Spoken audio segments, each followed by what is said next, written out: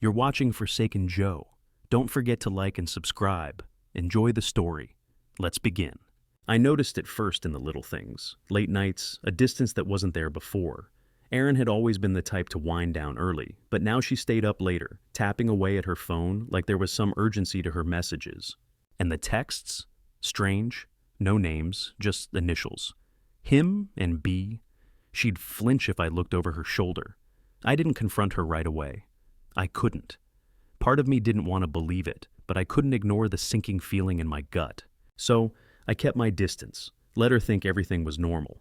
I started tracking her more carefully, the late dinners, the excuses for staying late at the book club. One night, she left her phone on the kitchen counter while she took a shower. I didn't think. I just picked it up. There it was, a message from a number I didn't recognize. "Can't wait to see you again, Ben." Ben. The name wasn't familiar, but I didn't need to ask her about it. I already knew. I'd seen the way she smiled when she talked about her book club, the way her eyes lit up when she mentioned a friend who was always a little too generous with his praise. The signs were everywhere. I put the phone down and just stared at it for a moment, my mind whirring. There was a strange calm in me, like this wasn't real yet, but the anger, the betrayal, it was crawling up my spine, taking root. I swallowed it down. I wasn't going to let her see it, not yet. The next few days felt like some kind of slow-motion disaster. I acted normal, didn't say anything, didn't change my behavior. I watched her. She came home late again, and when she kissed me, I could smell the faint trace of someone else's cologne on her skin. It made my stomach twist. But I didn't confront her, not yet. There was no rush. I wanted everything in place before I said a word. I started tracking her more closely, watching her movements. I found out about the affair with Ben, how they'd been meeting up during the weekends, texting, calling each other. I got the address for his office. I even started looking into his job. He worked for some big firm. That felt important. Every time she walked past me with that casual smile, I had to remind myself to breathe. She was so calm, so oblivious, but I wasn't. I knew what I needed to do next, and I did it slowly. I wasn't going to let her control the narrative. I was going to take control of this mess piece by piece. Erin didn't have a clue, and she wouldn't for a while yet. I knew what I had to do. No more sitting back and letting things unfold. I was going to take control of this, but not in a way that would make her suspicious. Not yet. Erin was still going to think I didn't know anything. I started with the bank accounts. The joint account was the easiest. Just a few clicks, a few phone calls. I opened a new account under my name only and transferred most of our savings there. I left a little behind, just enough to avoid raising any red flags, but the bulk of it, gone. My mind kept repeating one thought. I don't trust her anymore. I hadn't talked to a lawyer yet, but I knew that was the next step.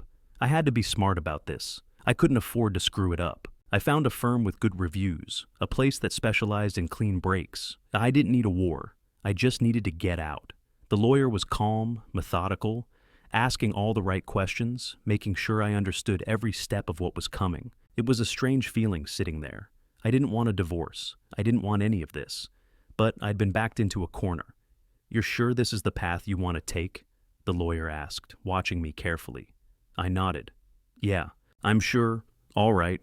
We'll go over all your options, but it's best to have your assets in order. Make sure she doesn't take anything before you get the paperwork started." I couldn't look at her face anymore without seeing the betrayal, the lies. There was nothing to salvage. I wasn't going to be a fool. Next, I turned my attention to Ben. It wasn't just about her anymore. He was part of this too. I found his company online, did some digging. It wasn't hard. LinkedIn made it easy to find where people worked, and once I knew that, I had his office number, his email. I made a note of it all, every detail I could find. There was something satisfying about the precision of it, knowing I was a step ahead. I wasn't just going to sit back and let him ride off into the sunset with her. If he thought he was going to waltz into my life like that, without consequences, he was wrong. In between all of this, I kept my cool. Erin didn't suspect a thing. She was still busy with her book club meetings, her late-night texting. She didn't even notice when I went to the bank or spent time on the phone with the lawyer. I wasn't angry with her, at least not yet. The anger came later, when it all fell apart. I didn't know what I expected when I started this, but it felt like I was closing off parts of myself I hadn't even realized were still there. I was becoming someone I wasn't sure I could recognize. It was like flipping a switch, but the light wasn't coming back on. It wasn't just a financial move or a logistical one. This was personal. I could feel the weight of the decision settling in, the fear, the uncertainty. This was going to change everything. Once I pulled the trigger, there was no going back. I wasn't just taking money out of a joint account. I was dismantling my life, piece by piece. But there was no turning back now. Erin had made her choice. It was time I made mine. I needed Erin out of the house. It wasn't a hard sell. She'd been talking about needing a break for weeks. A weekend getaway to visit her sister. Perfect. I'd tell her I was fine, that I just needed some time to myself. It wasn't a lie. I did need time to myself. Time to set everything in motion. The house felt different once she was gone. Empty, quiet. I went through the motions, cleaning up a bit, making dinner, but my mind was already elsewhere, focused on what I needed to do. I knew Ben was my next move. I had to get him alone, find out more about who he was. There was no way he was getting away unscathed. I reached out to him the night before she left, under the guise of a casual meetup. We'd never been close, but I made sure to sound friendly enough. "Hey man, you free tomorrow? Thought we could grab a beer," I texted him. He didn't hesitate, agreeing immediately. The next day I showed up at the bar, dressed casual, a smile that didn't reach my eyes. Ben was already there, leaning against the counter, looking like he owned the place. He had that confident air about him, like nothing could touch him, like this was all just part of his charm. "Ryan, right?" he said with that grin of his, a little too wide, too rehearsed. I nodded, shaking his hand. We started with small talk, the usual crap, work, sports, the weather, nothing worth remembering.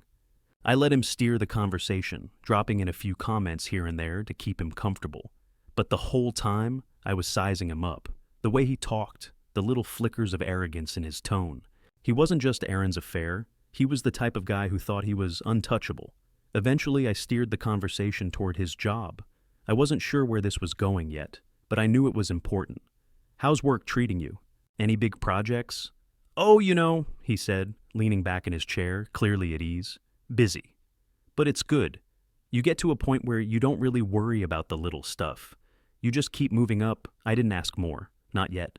I wasn't in a rush. I needed him to trust me, needed him to let his guard down a little more. We had another round of drinks. He was starting to loosen up, his words slurring a bit. That's when I made my move. I was prepared for it. My laptop had been in my bag the whole time, and I'd already worked out the details. I left the bar early under the pretense of needing to check on something at work, but really, I was headed straight for his office. His company's building wasn't far. I didn't even hesitate as I made my way to the front desk, acting like I belonged. Ben had made his mark on that place. He was important enough to get a little leeway. The receptionist barely looked up when I asked for his office. I didn't need to get past her. I just needed to know which floor he worked on. Once I had the details, I left, knowing I had enough time before Erin returned. I spent the next hour typing up an email from his work account, pretending to be him. Something innocuous at first, then slipping in a few more damaging words, making sure it looked like something HR might take seriously. Complaints about his unprofessional conduct. I wasn't looking to get him fired, at least not yet, but I knew that if I could get the right eyes on him, I could ruin his reputation. The real work was in the message I left on his laptop, though. Something small, easy to miss if you weren't looking for it. A note to HR, filed under the wrong subject, mentioning inappropriate behavior toward other employees. A simple nudge in the right direction, enough to make things complicated for him. I closed the laptop and left the office with the satisfaction of knowing Ben had no idea what was coming. By the time I got back home, I had time to sit with it. It felt good. I was playing the game now. I was the one in control, setting the rules. But the anger still gnawed at me. It wasn't just about Ben. It was about Erin, about everything she'd stolen from me without even thinking twice. She'd been selfish. She thought she could have both, me and him. But she couldn't. Not anymore. And soon, neither could Ben. I pulled the trigger on the next move just after midnight. It was the right moment. Erin was still out of town, oblivious. I transferred a chunk of money from the joint account to the new one I'd set up in my name. It wasn't all of it, but enough to send a message. Enough to give me a cushion when everything started to unravel. I knew the move would spark something, but I didn't care. I'd put the wheels in motion. I let the silence sit in the air, letting the tension build. It was the calm before the storm. The quietest night I'd had in weeks, and yet I could feel the storm coming. The next day, Erin came back, carrying the usual "I've missed you" routine, completely unaware of the storm I just set in motion. I watched her walk through the door, smiled at her like everything was fine.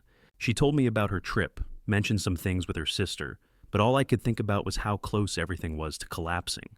She hadn't noticed the missing money yet. It didn't take long for the messages to start. At first, it was a simple text.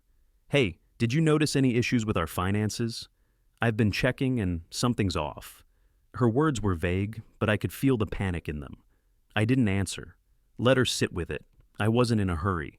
I watched her pace the house, checking her phone every few minutes, getting more agitated. I stayed still, almost enjoying the quiet before the explosion. She sent another text, then another, her worry escalating. But still, I didn't answer.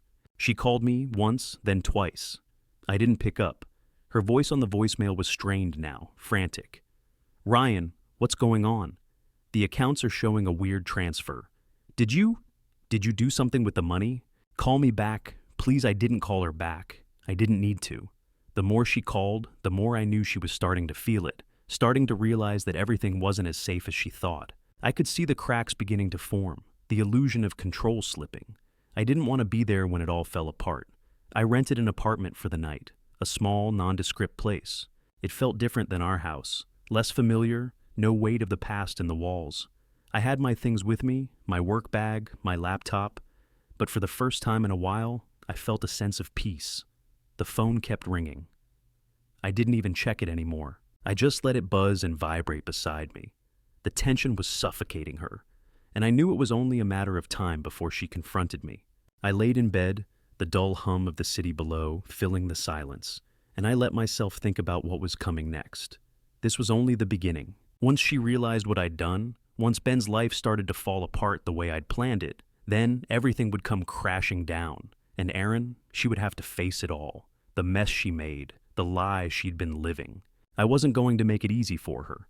At some point, I drifted off, but the weight of it all stayed with me, like an anchor in my gut. I knew I couldn't go back. This was happening, and no matter what, I wasn't going to let her slip away without facing the consequences of her choices.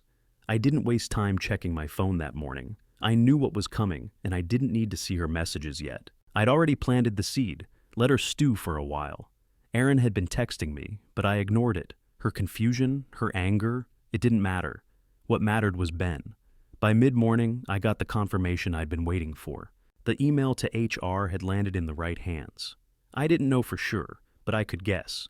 Ben had started his morning like any other, likely smug and oblivious, expecting the world to be his.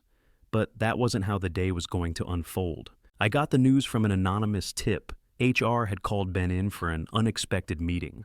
I felt a small satisfaction, like a low hum in my chest. He wouldn't be able to talk his way out of this. He'd be blindsided. I watched the clock tick, knowing exactly what was happening behind those office doors. I didn't bother feeling bad for him. If anything, I was savoring the moment. Ben had thought he could get away with it, get away with her. He was about to learn just how wrong he was. Meanwhile, Erin's texts kept coming, each one more frantic than the last. "What's going on with our money?" I checked the account and there's a large transfer. "Why didn't you tell me?" Her messages were clipped now, short, as if she could already feel the tension building. I ignored her, let her deal with the fallout. I wasn't answering until she figured it out for herself. Then the phone rang. Erin. I let it go to voicemail. I didn't need to listen to her begging for answers. In the distance, I could already picture Ben in that HR office, the smug smile from the night we met starting to fade. He wasn't nearly as confident anymore. I could see the panic creeping in, the realization that he was in serious trouble. It felt good. Watching him, knowing everything he'd worked for was about to crash down because of a stupid mistake. Ben was just the beginning. I hadn't even begun to make her see what she'd done. Erin texted again. "What is happening? Why are you acting like this? We need to talk." She was getting desperate now. I felt the slightest flicker of something. Maybe regret. Maybe just satisfaction. But I pushed it aside. This was just the start. I was watching Ben's career, his whole life start to crumble from a distance. The smugness from the night we met was gone. Maybe his boss was already talking about a suspension. Maybe HR was pulling up old complaints. I didn't know the details yet, but I could picture it perfectly in my head, the way his confidence was slipping, replaced by panic. It was almost too easy. He was already losing his grip, and he didn't even know the worst part. But I wasn't done with him. Not yet. The fallout from that email would echo through his office for days, maybe weeks. He wouldn't be able to bounce back from this. I was making sure of that. My phone buzzed again. Another text from Aaron. I don't understand what's happening. We need to talk, please. I stared at it for a moment. No emotion, no rush. It was almost amusing how she still thought she could control the situation. Like I was just going to pick up the phone and explain. Like this was something we could fix with a conversation. I didn't respond. She was about to figure it out, and I wasn't going to make it easier for her. Ben's life was spiraling. Her life was about to follow. And I was going to be right there, watching it all come undone. The messages kept coming. Aaron's frantic texts, each one more urgent than the last, made the phone vibrate next to me like a metronome. I didn't even check them. I could hear her confusion, her panic, through the silence. She knew something was wrong, but she didn't know what yet. Ryan, please, what is going on with our money? Why didn't you tell me about the transfer? I can't get a hold of you. Are you avoiding me? Please, just tell me what's happening. I'm freaking out here. I let it sit. I didn't need to answer. She could stew in it. I wasn't going to make it easy for her. I was letting her feel the weight of what she had done, of what she was about to lose. Finally, the call came in. Her name flashed on the screen, and I could hear the desperation in her voice before I even picked up. Ryan, she began, almost breathless. What's going on? You need to tell me about the accounts, about the transfer, what's happening with our money.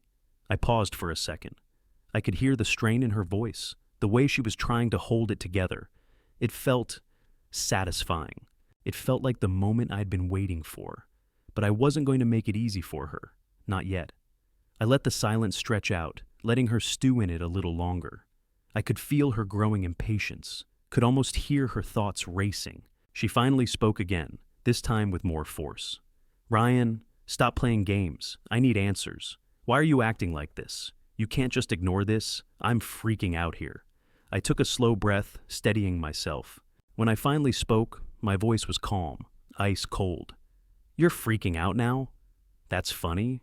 You didn't seem to care much about the finances when you were busy sleeping with Ben. There was a sharp, stunned silence on the other end. For a moment, I thought she might hang up. She didn't. Instead, she choked out a soft, almost disbelieving, "What? What the hell are you talking about?" I didn't have to say much more. The words hung in the air between us, heavy with all the things I hadn't said. All the things she hadn't heard, hadn't noticed. She'd known. Somewhere deep down, she'd known I'd figured it out. I could hear the panic creeping into her voice now, trying to claw its way to the surface. Stop lying, Aaron, I continued, keeping my tone steady. I've seen the texts. I know about you and Ben. I know it all. And you know what? I'm done. I let the words sink in, gave her the silence to absorb them. I could almost feel the disbelief radiating through the phone, the way her mind was racing to catch up with the truth. Ryan, no, she pleaded, her voice cracking now, the facade crumbling. Please, please don't do this. We can fix this. Fix it? I cut her off, my voice colder now than I thought possible. You don't get to fix this, Aaron. You don't get to fix anything. This has been going on for months, and you think we can just pretend like none of it happened? She was silent for a moment, and when she spoke again, her voice was quieter, almost broken. I'm sorry. I never meant for this to happen. I didn't respond. I let the silence stretch, letting her feel the weight of what was really happening. Her world was falling apart, piece by piece, and there was nothing she could do to stop it now. All the time I'd spent planning, all the moves I'd made, this was the payoff. The satisfaction of watching it unfold was something I couldn't quite explain, but I felt it. It was finally happening. She called my name again, her voice small now, barely above a whisper. Ryan, please. I didn't mean for any of this. But I wasn't listening anymore. I wasn't going to give her any more of me. I was done. I hung up the phone and set it down, letting the silence fill the room again. It was over, and she was just starting to realize it. It was the next morning when I got the call from Sophie. I didn't recognize the number at first, but when I picked up, the cold, steady voice on the other end didn't need any introduction. I'm Sophie, she said. Ben's wife. I didn't need her to explain. I already knew what she was calling about. My stomach tightened in that familiar way, but I didn't flinch. "I've seen the proof," she continued, the anger in her voice barely restrained. "You've made it pretty clear what's been going on." I didn't respond right away. I didn't have to. She already knew the score. She was just putting the pieces together in her own mind. "Look, I'm not going to thank you for this," she went on, her voice sharp now. "But I'll admit, you did what I couldn't. You gave me the truth, and I appreciate that." I kept silent. The satisfaction was there. She was angry, upset, but there was also a strange kind of clarity in her words. She wasn't giving me credit for what I'd done. But that wasn't why I'd done it. "Ben's been lying to me for months," Sophie said, the hurt cutting through the anger now. I knew something was off, but I couldn't prove it. Until now, she paused for a beat, and when she spoke again, it was with a new steely determination. "I'm taking action. Divorce papers are already being filed. Friends are getting the truth. I'm done. And Ben will be too." I didn't feel bad for her. She deserved to know the truth, just like Aaron did. This wasn't some game I was playing to ruin lives. This was about making sure they both paid for what they'd done. I could hear the noise in the background, papers rustling, phone calls being made. Sophie was already in motion, setting her life on a new path. It was messy, but it was happening. I could almost feel the chaos she was stirring up in Ben's life. "Ben won't know what hit him," Sophie added, more to herself than to me. I didn't respond. She cleared her throat before speaking again. "I'm going to confront him. I'm going to make him look me in the eye and tell me he didn't betray me. He's going to have to face what he's done." Her words hung in the air for a moment, but they didn't stir anything inside me, at least not in the way they might have before. The satisfaction was starting to wear off. Ben was going to be exposed, his life crumbling, and part of me was starting to wonder if I had the stomach for all of it. Watching the destruction unfold, seeing the wreckage on the other side. But then I remembered Aaron. Sophie could deal with Ben. She was right in the middle of it, confronting him head on, taking her own steps to end the marriage. But Aaron hadn't felt a fraction of this yet. She had no idea what was coming for her. I couldn't let my attention wander, not when Aaron was still out there, holding on to the last remnants of her illusion. She thought she could fix things, make it all better with a few empty words and fake tears. I was going to make sure she realized just how wrong she was. Sophie's voice brought me back to the conversation. "Look, Ryan, I don't know what you want from this, but I'll admit you did something I couldn't. Thanks for giving me the chance to finally confront him." "Good luck with that," I said before hanging up. I sat there for a moment, staring at the phone. A small part of me almost felt bad for Sophie, but it was fleeting. I couldn't afford to waste time on her.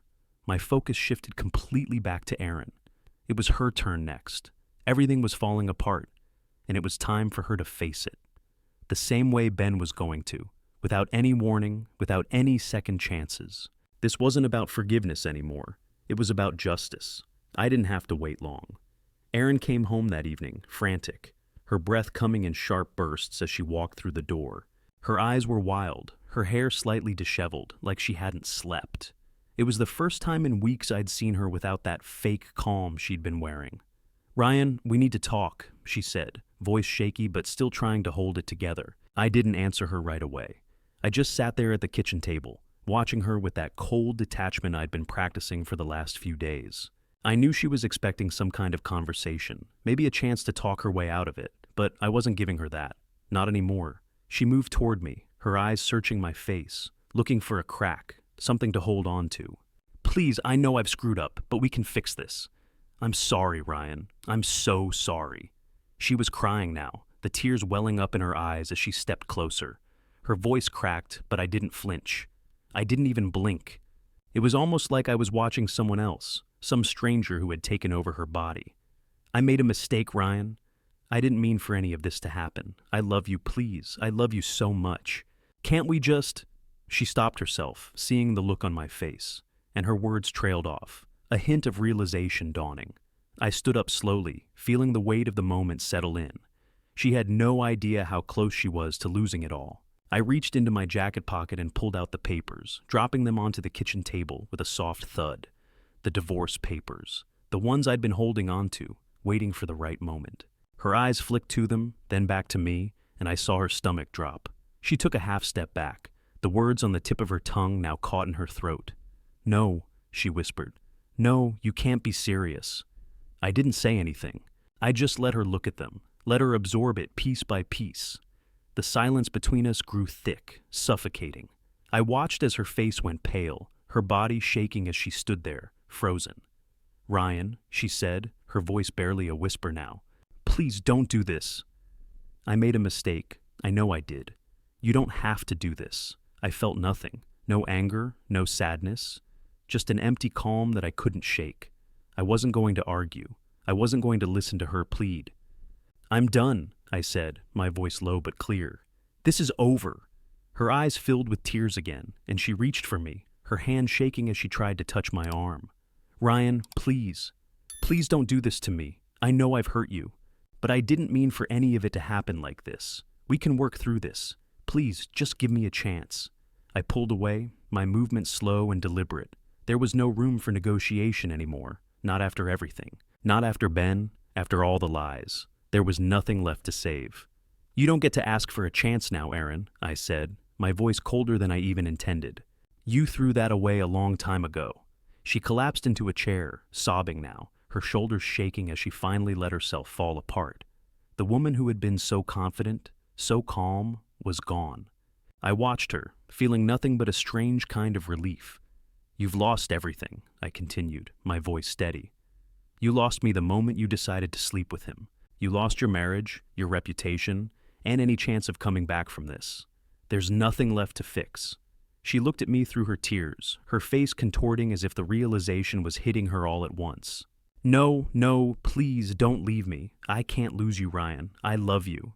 I stood there for a moment, letting her words hang in the air. I didn't care. I wasn't going to feel sorry for her. She had chosen this, and now she was facing the consequences. "I'm sorry, Aaron," I said quietly, the finality in my voice leaving no room for any more pleas. "But I'm done." She crumbled in front of me, her sobs filling the space between us. I didn't move. I didn't say anything else. There was nothing left to say. I turned and walked out of the room, leaving her there in the wreckage of her own making. The door slammed behind me, and I didn't look back. I watched her for a few seconds, her sobs echoing in the kitchen, her whole body shaking with the weight of everything falling apart. It should have felt good, but instead, it just felt final.